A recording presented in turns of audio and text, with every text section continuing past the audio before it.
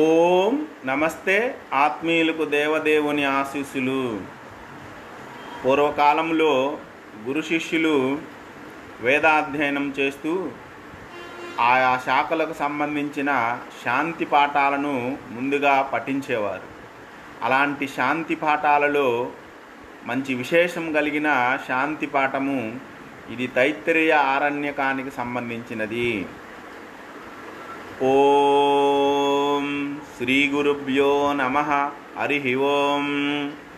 ఓం యచ్ఛందసాం వృషభో విశ్వరూపః ఛందోభ్యోऽధ్యమృతా సంబభూవ సమేంద్రో మేధయా స్పృణోతు అమృతస్య దేవధారణో భూయాసం శరీరం మే విశర్షణం జిహ్వా మే మధుమత్తమ కర్ణాభ్యాం భూరి విశ్రువం బ్రహ్మణ కోశోసి మేధయా పిహితః శ్రుతం మే గోపాయ.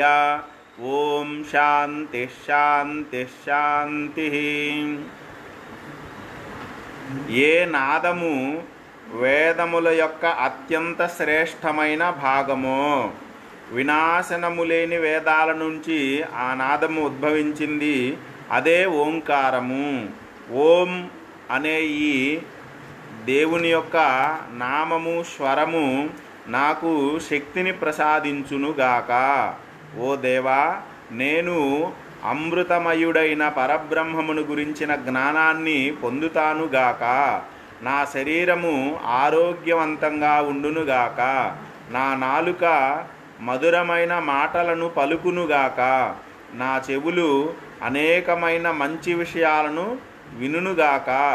ఓంకార పరబ్రహ్మమా, లౌకిక వస్తువుల గురించిన జ్ఞానము చేత నువ్వు ఆవరింపబడి ఉన్నావు. భగవంతుని ప్రాప్తి స్థానమైన నువ్వు నేను నేర్చుకున్న దానిని మర్చిపోకుండా కాపాడవలెను అని ఈ శాంతి పాఠం యొక్క భావము అయ్యున్నది.